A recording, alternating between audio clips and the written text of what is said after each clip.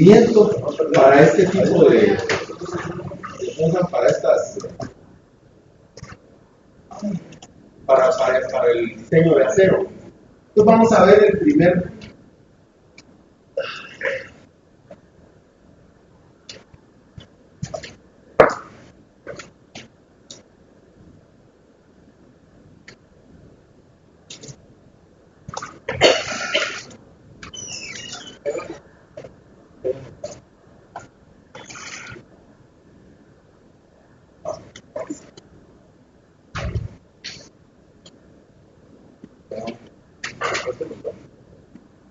Vamos a ver qué pasa.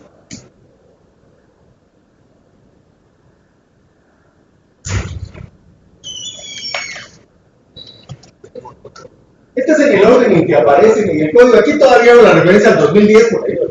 Vieron hasta ahorita esa cosa cambió, entonces ahorita de ahora en adelante le vamos a poner todo 2016 y a ver qué sucedió. En ese orden van es el capítulo D del código, esto no ha cambiado. Lo primero es dónde se producen esos efectos, ¿no? O sea, ¿cuándo encontramos elementos sometidos a tensión? Por ejemplo, si tenemos armaduras, que puede ser la armadura puente o puede ser un joystick para algo. La armadura es una viga. Eso, sometido a una serie de cargas nodales como las que ven aquí, ¿verdad? Lo que va a producir es flexión positiva. Cuando eso esté en flexión positiva, entonces el cordón inferior va a estar en tensión, el cordón superior va a estar en compresión, y los elementos diagonales del alma se van a alternar entre tensión y compresión. Eso es lo que va a suceder con una armadura de ese tipo cuando se deflecte, ¿va? Es decir, bajo el efecto de la carga y exagerándolo, eso es lo que sucede. Siempre es bueno que se imagine la deformada de alguna estructura o elemento, porque al deformarla uno se da cuenta de dónde están los efectos, ¿verdad? Al verla así se da uno cuenta de que el de abajo se tiene que extender, ahí hay tensión, el de arriba se tiene que comprimir, ahí hay compresión, ¿verdad? Y si uno mira entonces el diagrama de fuerzas axiales, ¿verdad? Puede ver en rojo compresión, ¿verdad? En amarillo tensión, ¿verdad? Ya si lo analiza, ¿verdad? Esas son las fuerzas que va a encontrar. La tensión sucede como en una viga, ¿verdad? Que el momento máximo está al centro, una viga simplemente apoyada, ¿verdad? Su momento máximo está al centro. Aquí esto es una armadura simplemente apoyada y su momento máximo está al centro. Por lo tanto, la tensión máxima está en los elementos centrales. En los elementos de extremo, esa tensión se va reduciendo. ¿Ok? Eso es lo que va pasando. Sin embargo, los elementos, los cordones de las armaduras normalmente se trabajan con el mismo tipo de sección. No se reduce la sección ni se amplía, porque eso no es lógico, no es económico, complica mucho todo. Entonces se trabaja con una sola sección y uno diseña, por ejemplo, el cordón inferior para la tensión máxima que se produce acá, aunque acá tiene la misma. Pero no la reduce. Lo mismo va a suceder con el caso de compresión, ¿no? Y algo similar va a pasar con los elementos diagonales, ¿no? ¿Okay? Entonces lo importante siempre es visualizar dónde se producen esas fuerzas en determinados elementos, lo que yo estoy manejando, ¿verdad? Ahí, por ejemplo, eso es solo para que tengan una idea de cómo se colocan los elementos en una armadura. Los cordones superiores e inferiores, en este caso son secciones W, se ponen acostadas, no verticales, ¿verdad? La razón es por la compresión en la parte superior. Más adelante, cuando hablemos de pandeo, se van a dar cuenta de eso. Pero la posición es bien importante, no resiste lo mismo si está de una forma que de la otra, ¿verdad? Y ahí ven cómo es una conexión entre los elementos diagonales, cómo se ve en la realidad. A veces hay marcos que involucran armaduras. No es lo mejor en esta vida, pero sí funciona con ciertas limitantes en zonas sísmicas. Es decir, en vez de hacer una viga de gran peralte, conforme el peralte de la viga va creciendo, ustedes se dan cuenta que la flexión es una descomposición de tensión y compresión, y entonces ustedes lo que colocan son elementos de más resistencia, donde tiene que haber tensión y compresión, y aquí no hay nada, es decir, hay aire. O sea, lo que hacen es aligerar el elemento, es un elemento de alma abierta, o una armadura, un marco armadura. En ese caso, las cargas nuevamente están colocadas nodalmente, no son las cargas que transmiten recubierta, ¿verdad? Y la situación es muy similar. Esto es gravitacional, ¿no? Todos estamos hablando de cargas gravitacionales, ¿no? Ahí está cómo se deforma, ¿verdad? Y entonces ustedes pueden ver cómo el cordón inferior se alarga o sufre tensión y el superior compresión. Es una viga, es una viga. Lo que hay que tener mucho cuidado con las armaduras, lo van a aprender cuando veamos flexión, es embrezarlas, porque lo que tienden a hacer es a torcerse, se llama pandeo lateral torsional. y es el efecto dominante en la flexión. Entonces la armadura, mientras más peraltada, es más económica, porque ustedes en un determinado momento lo tienen que resistir con un par interno, ¿no? Entonces mientras más grande es ese brazo en el momento interno, o sea, mayor es el peralte, menores son las fuerzas que se producen en los cordones. Pero mientras más grande es ese peralte, mayores son los problemas de pandeo lateral torsional. Cuidado, todo tiene una consecuencia, ¿verdad? Si lo ven aquí, las fuerzas axiales, ahí lo pueden ver, ¿verdad? La tensión es casi nula en los extremos, tiene su valor máximo al centro, lo mismo sucede con la compresión, y los elementos diagonales tienen tensión máxima en los extremos, tensión máxima en los extremos, y se van reduciendo. Dependiendo de las dimensiones de esto, puede ser buena práctica reducir los elementos diagonales, a veces es muy grande y vale la pena hacerlo. A veces es tan pequeña que no vale la pena hacerlo y uno usa el mismo elemento, depende. Ahora, los cordones sí se usan unas horas, cambiar, ¿no? No sé si vieron el año pasado que hubo un tráiler que dejó un puente de esos, una armadura chiquita en la entrada de esa capa y que se lo voló. Bueno, lo que pasa es que era una armadura, esta es una armadura pony, es decir, esto no llega, los vehículos no pasan a través de esto, no son más altos que esto, ¿eh? Este elemento está en compresión y estos diagonales también. Un vehículo había chocado uno de los elementos diagonales y lo había dejado pandeado, el puente estaba todavía funcionando. Pasó un tráiler cargado y al pasar cerca del apoyo, tomó el elemento y se cayó el puente, ¿no? ¿Por qué se cayó? Porque ese elemento ya estaba fallado. Soporte a compresión estaba deformado y al pasar el tráiler la compresión fue todavía mucho más grande. Entonces es bien importante ese tipo de consideraciones. ¿Qué tenía que haber hecho? Reparar eso de inmediato. Por supuesto. Hasta que se cayó empiezan a aparecer todos ahí. A ver qué hacen. Ya para qué va. ¿Ok? Entonces, ¿dónde hay tensión aquí? Pues en el cordón inferior y en los elementos diagonales. Es decir, son los lugares donde se produce, ¿va? Lo importante es entender dónde se produce, ¿no? Aquí hay flexión, ¿va? Lo puse solo para que tengan cuidado porque hay flexión en las columnas, ¿va? Si ven las columnas ahí como están deformadas, hay flexión en ellas, ¿no? Al final el diseño es encontrar qué efectos son los que producen las cargas que tiene que soportar la estructura. ¿Qué fue lo que hicimos con la losa? Otro caso son los elementos diagonales. Ese es un embrezamiento muy rudimentario, ¿eh? Que puede ser para viento o para sismo, ¿eh? Esas son brezas concéntricas, ¿eh? Hay una carga lateral que puede ser cualquier cosa, eso tiene un valor cualquiera, solo para ver cómo se deforma, ¿verdad? Si eso le aplican esa carga, quien absorbe todo ese efecto son los elementos diagonales. ¿Y cómo lo absorben? Igual que la armadura, ¿no? Las fuerzas se convierten en fuerzas de compresión. Miren cómo la ruta de la carga, aquí está la fuerza de compresión, hasta abajo, ¿eh? Compresión, hasta abajo. Esa es la ruta de la carga, ¿va? ¿Y qué produce entonces la otra?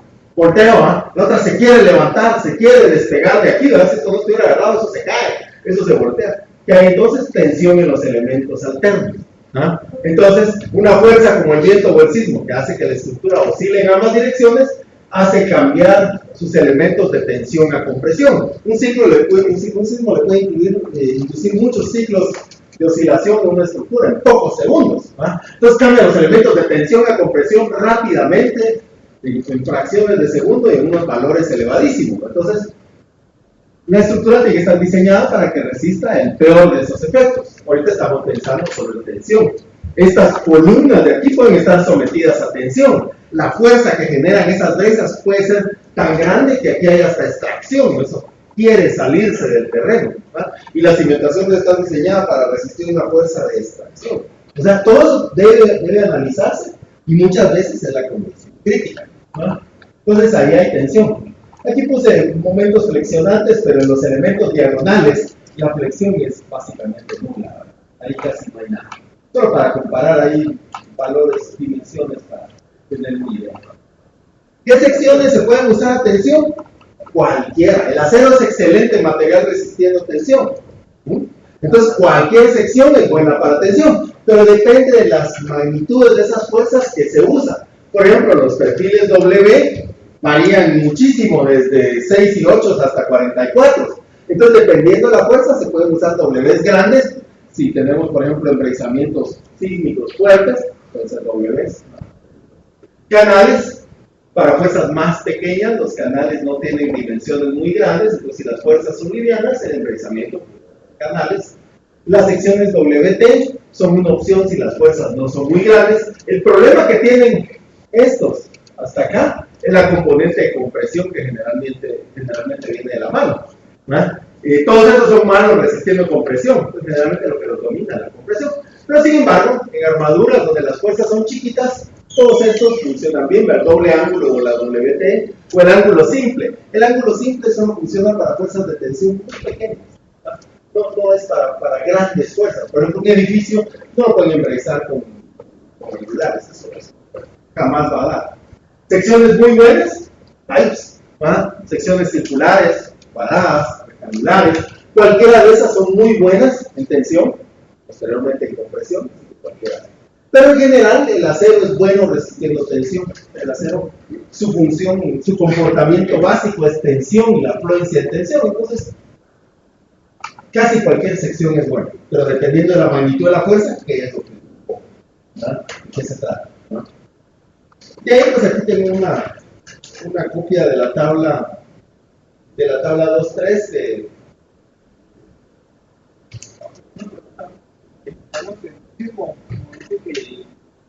cambia de tensión la conducción. Sí, los elementos, las veces, sí, es y fue portativa, ¿no?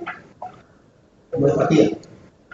La magnitud de la carga es tan grande y de tan breve duración. La fatiga se produce cuando hay 200.000 ciclos en 40 años. ¿Ya? O sea, la fatiga a lo que se refiere son inversiones de esfuerzo durante un tiempo de vida muy largo. En el sismo las cargas son tan altas que lo que producen es ruptura, afluencia o alguna cosa así, pero no fatiga, ¿verdad? Sí. ¿Verdad? Esa no se produce en este caso.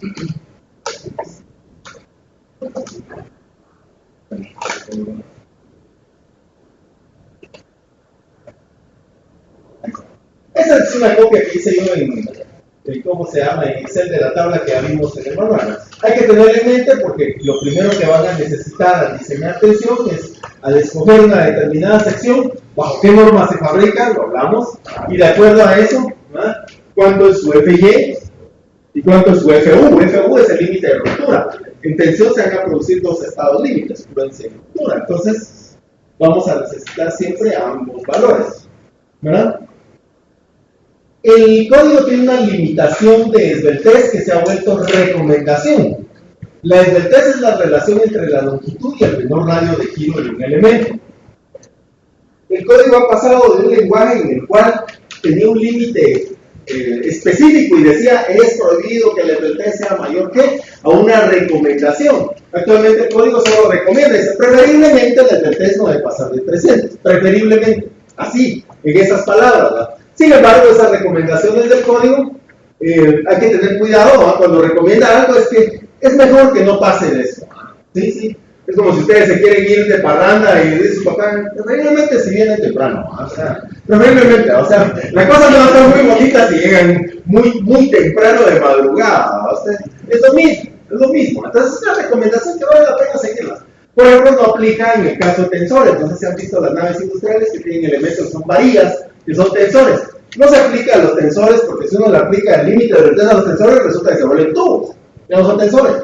Entonces, en esos elementos, el mismo dice, ahí no aplica. En tensores no, pero ese es un límite recomendado. Ayuda a definir las dimensiones del elemento.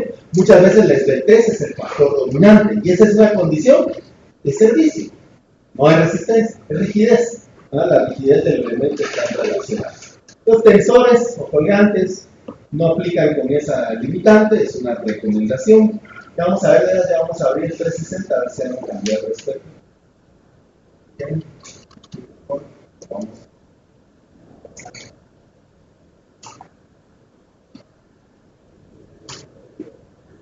Así, aquí les digo. En una sección de acero,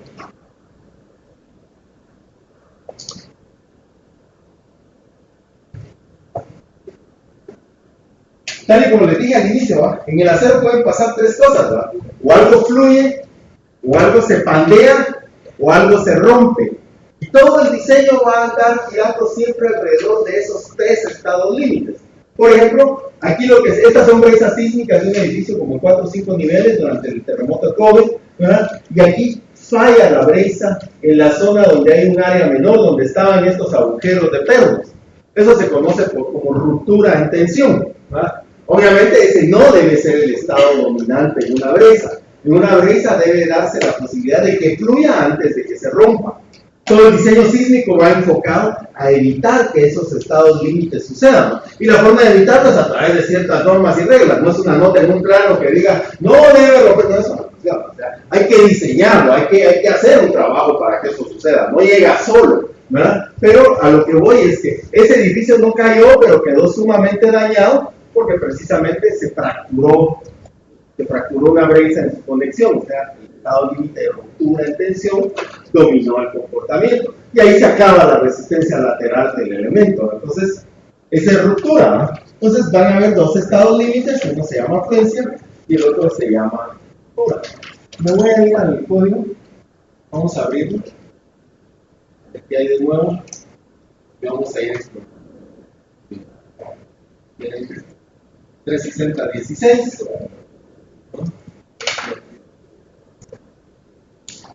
Siempre hay un montón de definiciones que vale la pena que las lean.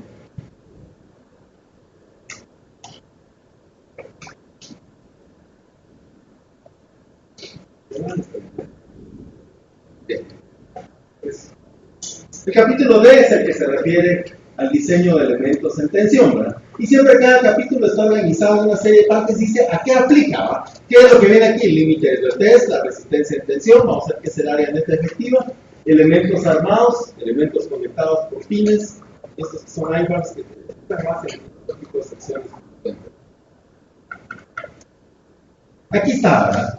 Y vuelve a lo mismo, no existe un límite máximo de test, sin embargo hay una recomendación, ¿verdad? Preferiblemente no debe exceder el test.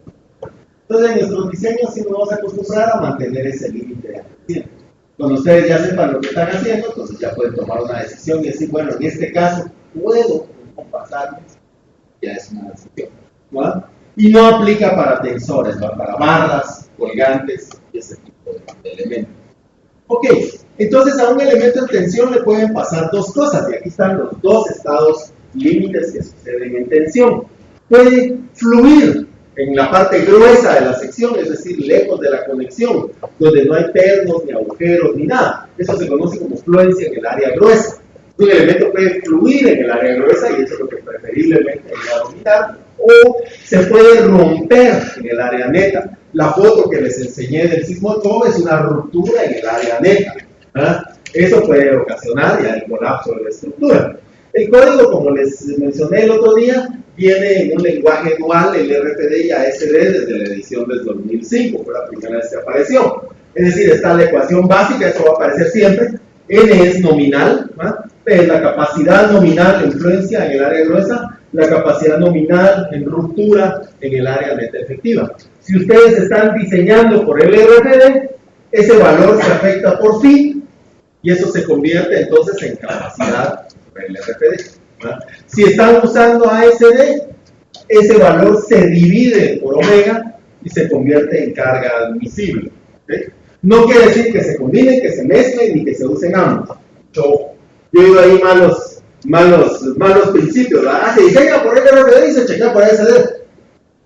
Jamás, no tiene nada que ver. Es más, una estructura diseñada adecuadamente por el RFD, si usted la chequea por ASD, pues que tenga elementos también, según ASD.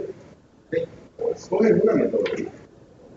No se mezclan, no se combinan, ni nada por el estilo. Nunca, por favor. Entonces, siempre va a aparecer esto sin el código. La T es de tensión, entonces phi en tensión, punto 9. ¿Qué quiere decir eso? Que la capacidad nominal que tiene un elemento, es decir, su área gruesa tal y como está listada en el manual, versus el FY, de acuerdo al material, si es a 0.36, a 9.92, a 500, lo que sea, ¿verdad? Eso es nominal, eso es lo que dice el código, ¿verdad? Eso se reduce en un 10%, o sea, el 90% de eso se toma como la capacidad del elemento. Esa es la capacidad, ¿verdad? La demanda debe ser menor que esa capacidad, ¿sí? Entonces, cuando tengamos elementos a tensión, vamos a ver cómo se comporta en fluencia y cómo se comporta en ruptura. ¿Cuál domina? Y siempre la relación demanda-capacidad tiene que ser menor a la unidad. ¿Okay? Ya le vamos a meter números a todo eso. Y aquí está, quién es el área neta efectiva, el área gruesa. Ahorita vamos a hablar quién es el área neta efectiva.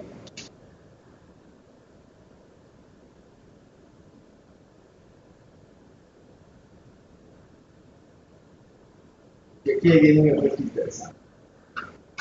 Supóngase que ese elemento está, que tenemos una sección WT conectada en tensión. Cualquier cosa ahí funciona exclusivamente en tensión. Bueno, lo primero es que la tensión se debe producir respecto al sector del elemento. O sea, la conexión debe ser siempre simétrica para que la tensión viaje por el sector del elemento. Esa es la primera condición. Si no es así, esto está sometido a tensión más un momento. ¿Ah? Entonces hay la combinación de efectos. Pero aquí la tensión es completamente axial y esto está conectado en los patines. El área neta se define como el área gruesa de la sección menos los agujeros que le van a quedar debido a la colocación de los pernos. Entonces resulta que para poder diseñar un elemento tiene que saber qué pernos le van a poner. Entonces lo primero que uno enseña son los pernos. Vamos a llegar después, el orden de aprendizaje no es eso. Ahorita yo les voy a decir cuántos. Okay. El agujero que se le hace a un elemento nunca es del tamaño exacto del perno nominal. Por decir algo, ustedes dicen yo voy a usar pernos de 3/4 de pulgada o de 1 pulgada. Si yo hago un agujero con 1 pulgada para el perno de 1 pulgada, el perno no entra. ¿Por qué no entra? Por la tolerancia de fabricación jamás va a entrar. Entonces el agujero tiene que ser un 16avo más grande que lo que yo voy a insertar en él. Entonces es un 16avo más grande lo que lo tengo que hacer y eso se conoce como agujero estándar. Sin embargo, la forma de hacer agujeros puede ser barrenado o ponchado. Ponchado solo funciona para elementos de muy poco espesor, generalmente es barrenado. En el proceso de barrenado se destruye algo alrededor del agujero. Cuando ustedes han barrenado algo se dan cuenta que se desprende de una viruta y alrededor del agujero siempre hay algún daño de alguna dimensión. Entonces, cuando usemos el tamaño de ruptura para un agujero estándar, va a ser el diámetro del perno más un 16avo, y eso es un agujero estándar, más otro 16avo, que es lo que normalmente se daña al barrenado. Dicho de otra forma, el diámetro del agujero, ¿no?, va a ser igual al diámetro del perno más un octavo. Entonces cuando yo diga, bueno, vamos a usar un diámetro perno de 3/4. Entonces quiere decir que el agujero va a ser 3/4 más un octavo, 7 octavos, ¿verdad? ¿Okay? ¿Para qué me sirve esto? Bueno, porque el tamaño del agujero que yo le voy a quitar al área gruesa es ese tamaño del perno más un octavo, ¿verdad? Entonces yo aquí, por ejemplo, si yo quisiera sacar cuánto es el área neta de esta sección, o sea, cuánto es lo que se pudiera romper, lo que tiene de sección en la zona de la conexión, es el área gruesa menos 1, 2, 3, 4 agujeros. ¿Y de qué tamaño son esos agujeros? El diámetro del perno más un octavo por el espesor del patín. Esa área, es lo que ven en negro, ¿ah? Es esa área que está ahí, ¿ah? Es un rectángulo, ¿no? Este ancho por este espesor, ¿ah? Entonces el área gruesa es una propiedad de la sección menos 4 agujeros que le estoy quitando, me va a dar el área neta. Ese es el área neta, esa es la definición del área neta, ¿ah? Es lo que queda libre después de quitarle los agujeros, ¿okay? Y eso es en un corte en una sección transversal, ¿verdad? Que es donde se rompería. Recuérdense de esa foto, ¿ah? Donde se rompió en el área neta, ¿ah? La voy a volver a poner.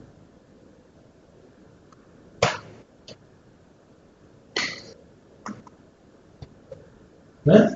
Ahí está la ruptura. ¿Dónde se fue? En el área neta. Ahí está. ¿Ah? Aquí están los agujeros, ¿eh? ¿Dónde se rompió? Donde tiene menos área. ¿Ah? Entonces, a la gruesa le pueden pasar dos cosas: que fluye, y eso es lejos de la conexión, donde lo que entra en juego es el área gruesa, o que se rompe, donde tiene un área reducida, que es el área neta. ¿Ah? Entonces hay que investigar esos dos efectos. ¿Cuánto es su capacidad aquí? Una ecuación. ¿Cuánto es su capacidad acá? Los factores phi son diferentes, ¿verdad? Póngale más atención entonces al código.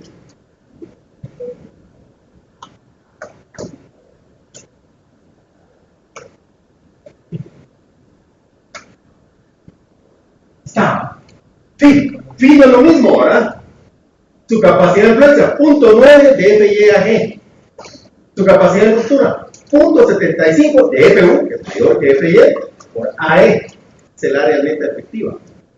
Ahí está, ¿no? Entonces, yo al tener una sección y decir, voy a conectar esta en los patines, tengo que calcular los pernos, yo ahora en este curso les tengo que decir, los pernos van a ser de tal dimensión o de tal otra. Y después cuando veamos conexiones ya van a aprender a calcular los pernos. ¿Ah? Entonces, ya sabiendo los pernos, uno dice, bueno, mi área efectiva es tanto. Por eso suceden cosas que no siempre tienen la lógica correcta. Por ejemplo, alguien pudiera decir, bueno, yo tengo esta conexión y para hacerla más fuerte, en vez de ponerle pernos de 3/4, te voy a poner pernos de 1 pulgada, porque los pernos resisten más. Acaban de bajar el área neta efectiva. Lo que hicieron fue reducirla, porque el área neta efectiva depende del diámetro del perno más un 16, y lo que hicieron fue quitarle más área a la sección, se redujeron su capacidad. Entonces, mucho cuidado con esas decisiones que a veces se toman así rápidamente, o que quieren que uno se la dispare de otra casa. No, hay que pensar las cosas. Cambio los pernos ahora, ¿qué implicaciones tiene? El área neta efectiva ahora ya no resiste y puede tronar la sección. Cuidado, ¿verdad? Cuidado.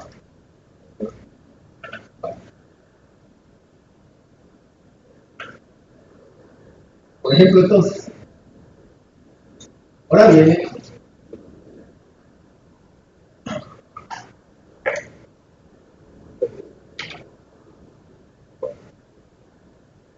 entonces, el área neta efectiva va a ser igual al área gruesa menos lo que le estoy quitando, el área neta, perdón. Por ejemplo, si tuviera un canal, los canales solo se pueden conectar en el alma.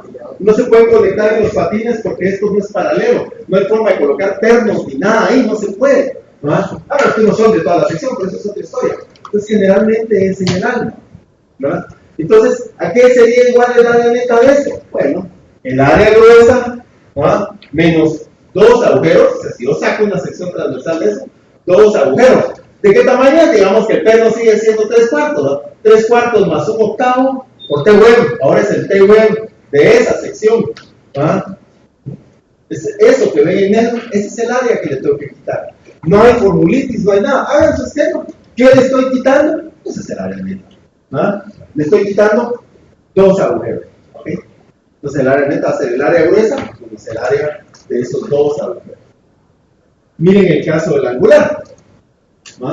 El angular solo se puede conectar de un lado, no lo puede conectar de los dos lados. Aquí tiene que haber una placa de conexión, pero una conexión va a tener una placa de un lado y la otra perpendicular. Los angulares solo se conectan en una de sus patas, de sus lados.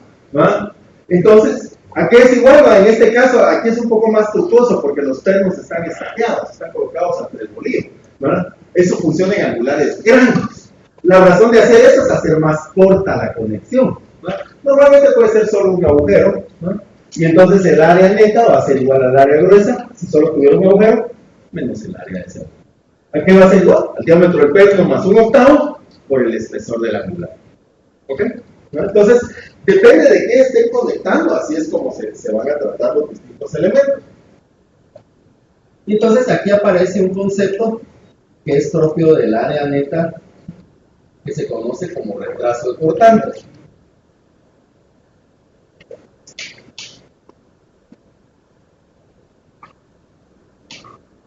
Y unos imágenes que salen que están alternados. Sí. ¿Dónde se pone uno? En ese caso eran 2, porque la sección crítica pasa por los 2. Hay que investigar las secciones críticas. Ya vamos a hablar. En ese caso son 2. Miren esto. Supónganse que ustedes tienen ese angular sometido a tensión. Los angulares son bien trucosos porque lo primero que les dije es que la carga debe ser axial al elemento. ¿Dónde está el eje centroidal del angular? En el aire. En el aire. El eje centroidal del angular está en el aire y no está en ninguna de las caras. Y eso no es real, ¿no? La conexión se va a hacer en una de sus 2 patas, pero en el aire. Eso no se puede. Entonces, ahí hay un efecto, y de hecho no se pueden conectar ambas. Entonces, la carga no es perfectamente axial.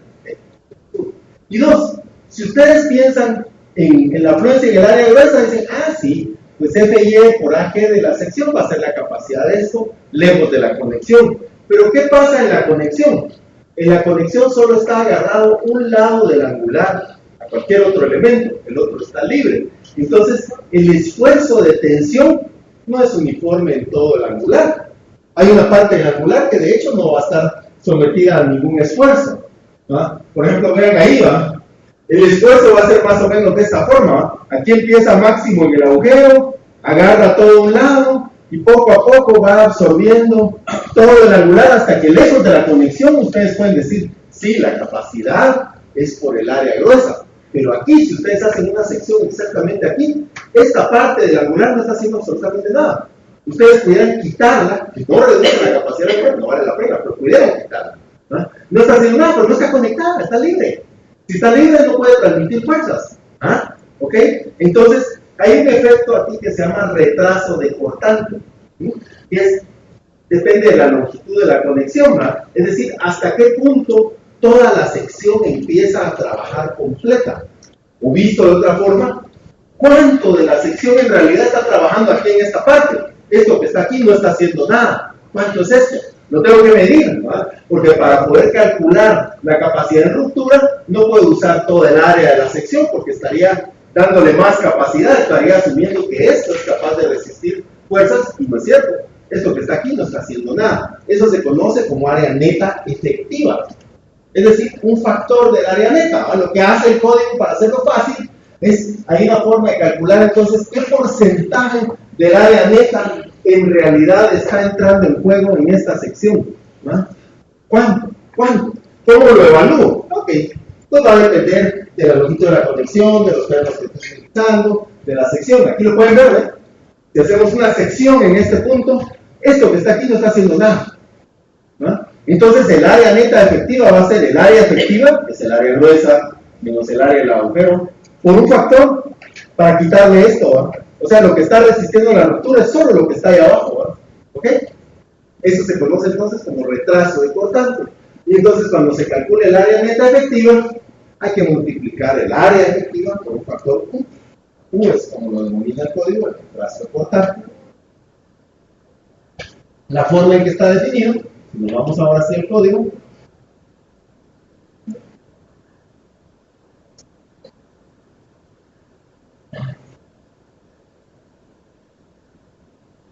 aquí está U es el factor de retraso cortante, y está tabulado de esta forma.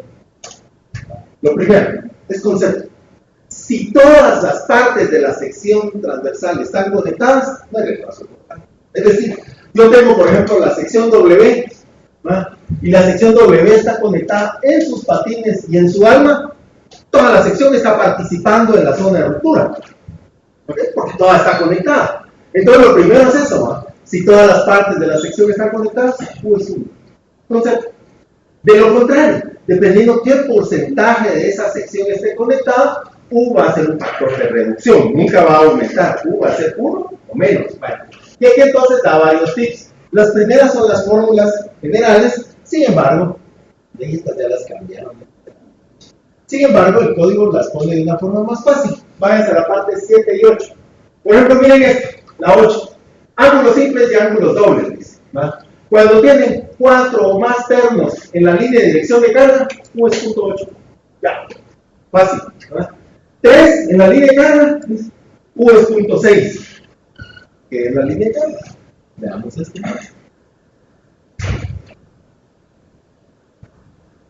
1, 2, 3, 4, 5, U es 0.8. Si solo tuviera 3, U es 0.6. Si tiene más de eso, U es 0.8. Si tiene menos de 3, tengo que calcularlo. Generalmente esos factores que están en esa tabla son conservadores. Entonces uno se puede quedar con ese parámetro y decir, bueno, tengo 4, tengo 5 y U es simplemente 0.8, puedo afinar. Eso depende. En el proceso de diseño, si se dan cuenta, uno tiene que asumir primero una sección, ¿no? Entonces debe decir, ¿qué sección uso? Y probarla, ¿cuánto resiste? No resiste, agarro otra, pero eso no es un proceso a la loca, ando a ir agarrando, y si no terminan dentro de 1000 años, ¿no? O sea, hay un lineamiento. Entonces cuando uno está en la fase de transición, no se puede quedar con estos valores. Si la sección está bien y ya no va a reducir, se puede quedar ahí. A veces uno está muy al límite y dice, no, mejor voy a calcular y voy a apretar esto, y resulta que en vez de 0.8, como tenía más termos, se volvió 0.95. ¿Qué bueno? Entonces no lo prohíbe, ¿no? Se puede hacer cualquiera de las dos. ¿Va? La ecuación general, por ejemplo, en el caso del angular, ¿va? Es 1 menos x centroidal dividido la longitud de la conexión. La longitud de la conexión es desde el primer perno hasta el último perno. Entonces, si tiene 4, tiene una longitud. Si tiene 5, tiene otra longitud. Si tiene 6, tiene otra longitud. Mientras más larga es la conexión, esto se empieza a acercar más a la unidad. ¿Ah? Entonces, por eso les digo, uno puede ir afinando eso. ¿Okay? ¿Qué es el x centroidal? Es la distancia entre el centroide y el angular, ¿no? La distancia centroidal, perdón, que está tabulada, dependiendo a qué lado lo estemos agarrando, al lado corto o al lado largo. Si es simétrico, es el mismo el x que el y centroidal, en el caso del angular. Entonces, en el caso del ángulo, el código nos da una forma simple, ¿verdad? Nos dice, bueno, si tiene 3 o más pernos, punto 8. Si tiene 3 o menos, 4 más, punto 8. Lo contrario, 3.6. Y aquí está ¿verdad? Por ejemplo, la sección W. La sección dice W, N, S, H, P, o sea, las secciones que tienen forma de I, ¿verdad? Esas pueden estar conectadas, por ejemplo, aquí es en el caso de los patines y aquí es en el caso de las almas. Si la sección está solo conectada en el alma con 3 o más pernos en la dirección de cada, pues punto 0. Ya, se acabó. Si tiene 3 o menos, hay que calcularlo. Si está en los patines, depende de la relación entre el ancho del patín y el peralte de la sección. Así es como calcula la eficiencia esta, ¿no? Entonces aquí ven la relación entre BF y D. De acuerdo a la relación entre BF y D, entonces U puede variar de 0.9 a 0.85, no varía mucho, ¿verdad? Entonces el código pone formas más o menos fáciles para encontrarlo y pone ecuaciones generales donde dice, bueno, pues métase la ecuación general y calcule el x centroidal, por ejemplo, que está para el alma o para el caso de los patines, ¿ah? ¿Qué va a hacer? Y así calcula el x centroidal y esta es la forma general, 1 menos el x centroidal por la longitud. ¿Okay? En el caso de secciones HCS, las secciones pipe generalmente, bueno, y también las cuadradas, generalmente se conectan con una placa en medio. Eso es, sísmicamente, esa es la mejor forma de hacerlo, ¿verdad? Y la sección circular es la única que puede tener un U de 1. Las demás siempre es menor que la unidad, pero esta es la única que puede tener un U igual a 1. Si la longitud de la conexión, es decir, la longitud de la soldadura en la dirección perpendicular, es mayor a 1.3 veces el diámetro, U es 1. Entonces, ¿qué hace uno cuando usa brezas circulares? Le da la longitud de conexión mayor a 1.3 veces el diámetro, para mejorar la eficiencia de la conexión, para usar el 100% de la sección a la hora de calcular la ruptura, ¿verdad? ¿Okay? Eso es lo que uno debe ver, qué implicaciones tiene. En el caso de esta, nunca llega a la unidad, y la ecuación es la misma ecuación general, ¿no? 1 menos el x centroidal sobre L, y el x centroidal ¿de qué depende? De la relación B y H, o sea, de las dimensiones de la sección. 4 por 4, 8 por 8, 10 por 12, 20 por 12, lo que sea, ¿verdad? Es B y ese es H, ¿verdad? ¿Okay? Y nuevamente de la longitud. Generalmente aumentando la longitud de la conexión es como mejora uno la eficiencia y reduce el efecto de la soportante. Si la longitud de la conexión es muy pequeña, entonces lo que hace es que su capacidad de ruptura es muy baja, ¿no? O sea, eso es lo que se está manejando ahí, ¿verdad? Y eso es lo que quiero que vean, por eso cuando les digo, lo que uno va a aplicar ese concepto es eso, ¿verdad? O sea, no meterse un programa y que tire un dato y a saber qué hizo. ¿Cómo hago? ¿Qué hago? ¿Aumento la longitud? ¿Qué hago? ¿Le pongo más peso? ¿Le aumento la dimensión? Eso no lo hace ningún programa, ¿no? Eso hay que pensar, ese es el chance, pensar, ¿no? El programa solo ejecuta, ¿no? Ok, entonces en el proceso de diseño vamos a tener que calcular sus capacidades, fluencia en el área gruesa, ruptura en el área neta efectiva.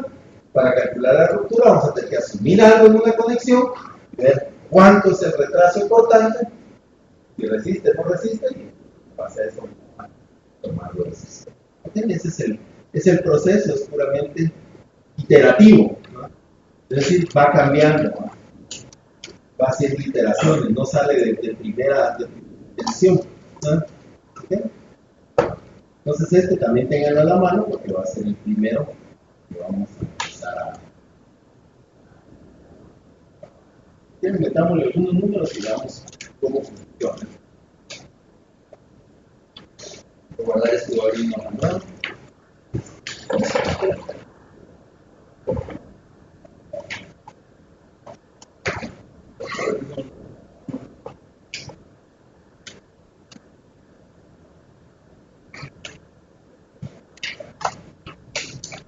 Hagámoslo con una conexión angular. Encontremos entonces. Si quieren, primero vamos a hacer una prueba. Vamos a agarrar una sección determinada y vamos a aprender cómo se calcula su capacidad. Y después vamos a hacer el proceso de diseño en sí. Vamos, no parte de eso, sino que el proceso de diseño es donde no tal carga, ¿qué sección? Esa es la pregunta del millón. Hagámoslo por partes, ¿no? Entonces, determinar la capacidad en tensión, ¿no? De una sección de ángulo simple, que es de ángulo, hagamos una de 4x4 por medio,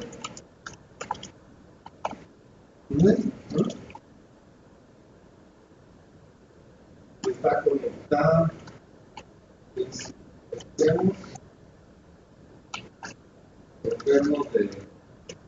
pongamos de 7 octavos. Normalmente el perno que más funciona es de 3/4 de diámetro, ese es el caballito de batalla en las condiciones, funciona excelentemente en casi cualquier situación. Pues no quiere decir que sea el único, ¿no? De 7 octavos, estándar, los frenos de 7 octavos, 4 unidades. Empezamos por ahí si estamos algo más.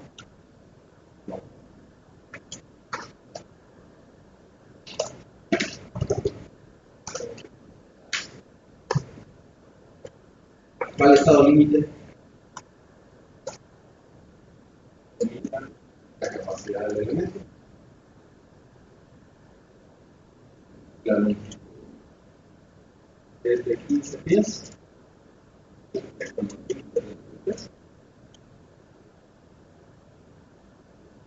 El límite del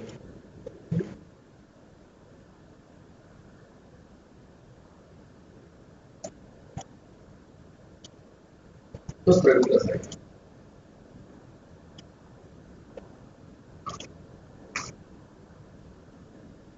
Muy bien.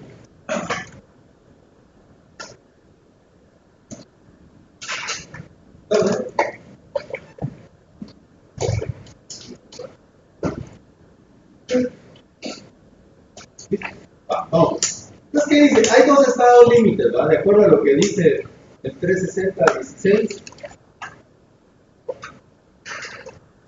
Uno es fluencia en el área gruesa y el otro es ruptura en el área neta efectiva, ¿verdad? Ok, veamos cuánto es la capacidad por fluencia en el área.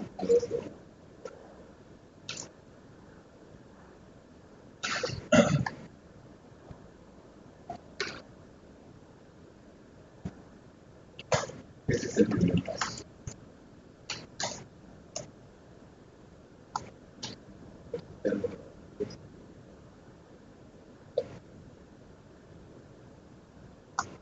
La capacidad de fluencia lo vamos a hacer por LRFD y si quieren después vamos a ese.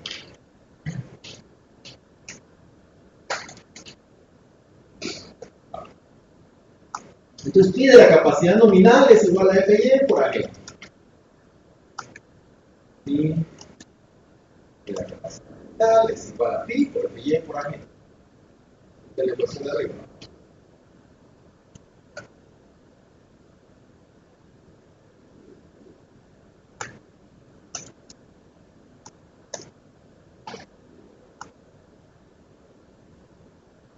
Ahí está. Entonces todo lo conozco, ¿verdad? Pi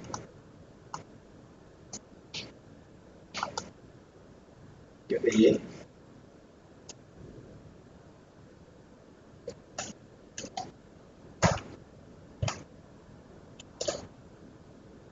FY va a estar en KD6, AG va a estar en pulgadas cuadradas y Pi de la capacidad nominal va a estar en kips, ¿verdad?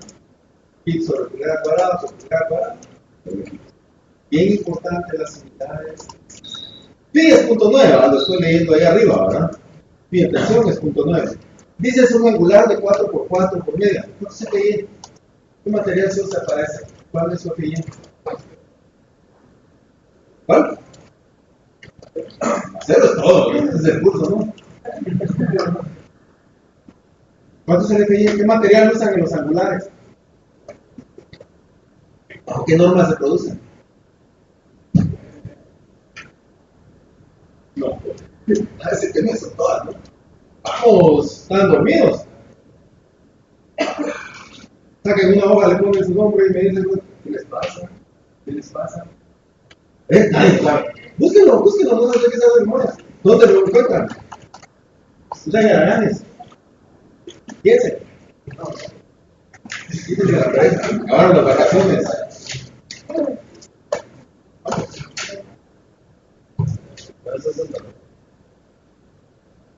¿Qué material usan?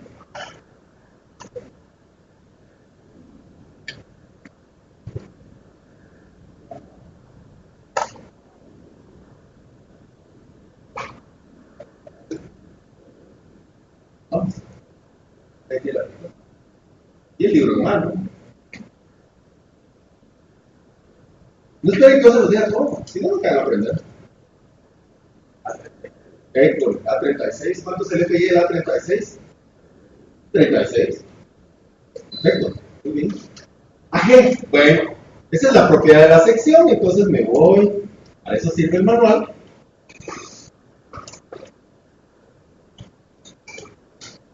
Propiedades de las secciones, aquí están todos los perfiles, los estoy en ángulos.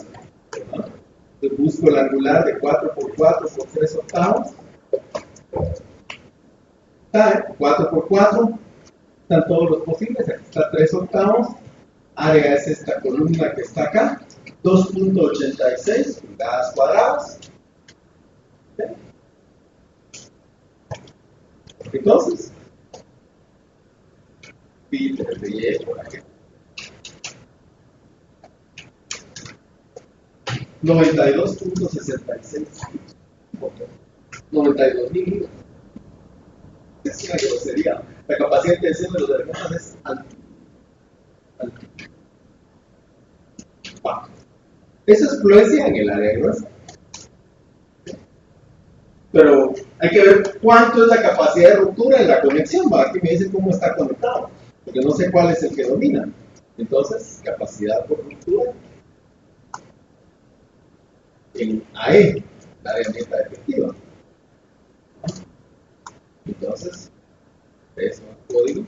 Aquí está la ruptura en la sección neta, FU, AE.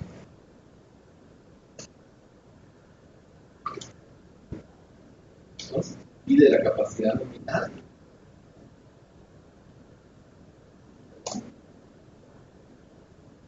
A la pi por FU por AE.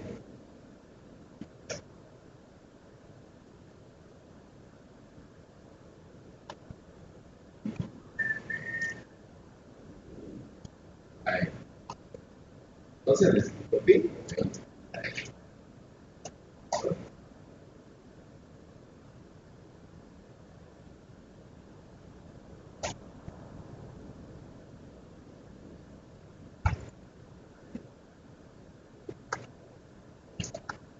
¿Cuánto es pi?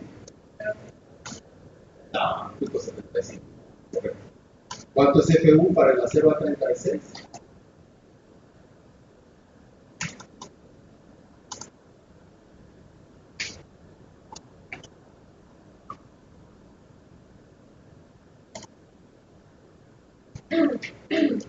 Dice, ahora la de empezar, 65, ¿ah? Pero ahí hay dos límites.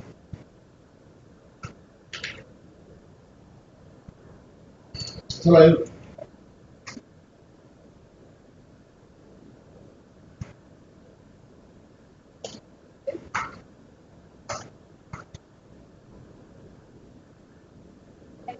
Hay dos, ¿ah? ¿Cuál es el otro? Dice entre 58 y 65. Entonces a 58 normalmente, ¿verdad?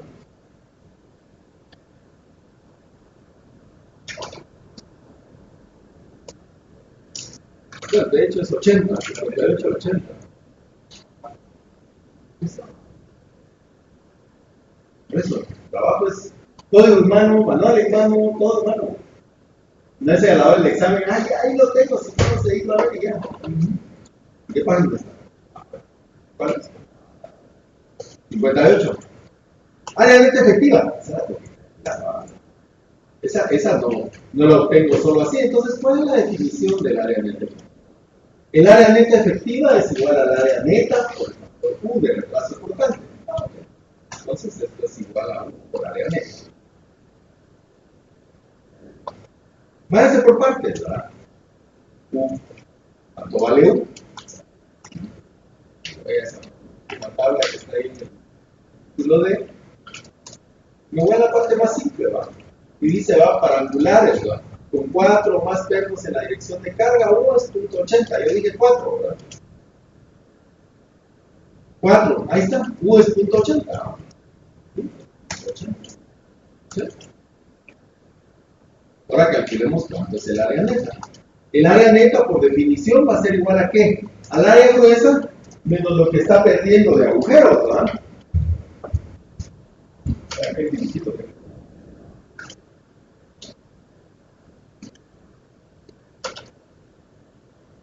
Es un agujero, ¿va? Porque esto va así. Es un agujero, ¿va? Ahí. Está 4. Es un agujero. ¿A qué es igual esto? Al diámetro.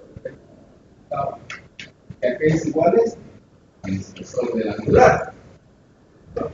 Si dicen que es de 4 por 4 por 3 octavos, el espesor es 3 octavos. ¿Ah? Entonces el área neta va a ser igual al área gruesa menos el área de agujeros. ¿Ah? El área gruesa es una propiedad de la sección. El área de agujeros, ¿ah?, va a ser igual a el número de agujeros, que en este caso es 1, por el diámetro del perno más un octavo por el espesor del angular, ¿no? No hay ecuación, ¿no? Es lógica, están haciendo.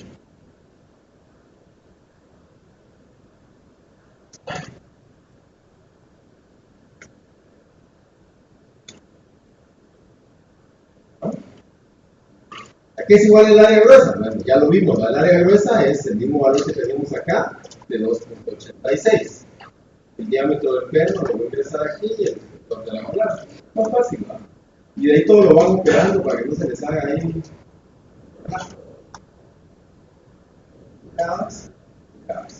El espesor del angular es 3 octavos, es su espesor nominal, ¿no? 4 por 4 por 3 octavos.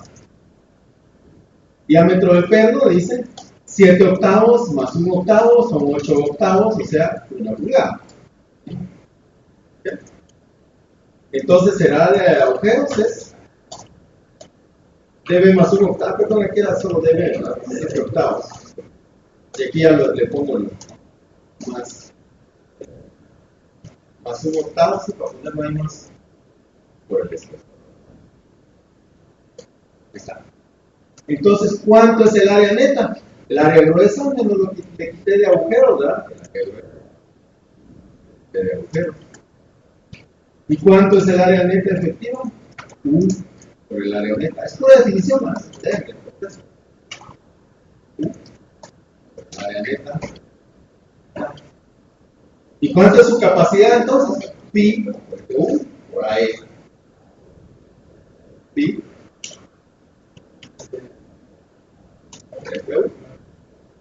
por ahí. Resiste 86,48 kilos. ¿No sé? Bueno, el espesor, ¿cómo está? El angular, perdón, es de media, dice, perdón. El angular es 4 por 4 por media, dice. Es media. ¿Qué es media? Porque es esta última dimensión. 4 es un lado, 4 es el otro lado, media es el espesor. En el nombre estaba. ¿Okay? Entonces eso nos da 82,3. Vamos a ver.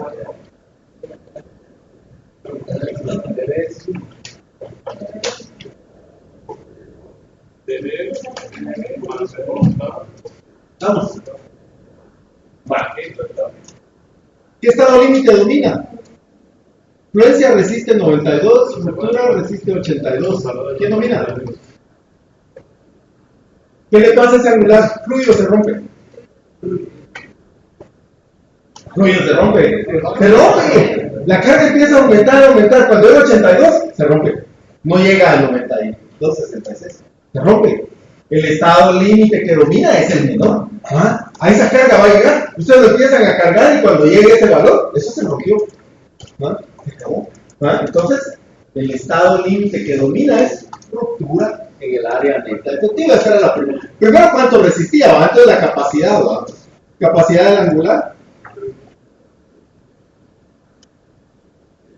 Si ustedes les preguntan, ¿y qué carga va a resistir eso? Bueno, entonces la capacidad del angular va a ser el menor de esos dos valores. ¿Ah?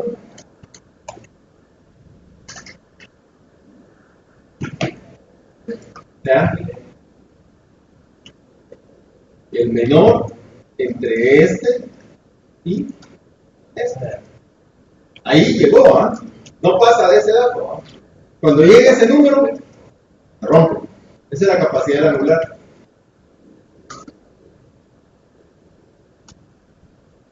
Esa era la primera pregunta. Entonces resiste 82.13. Hasta ahí llega.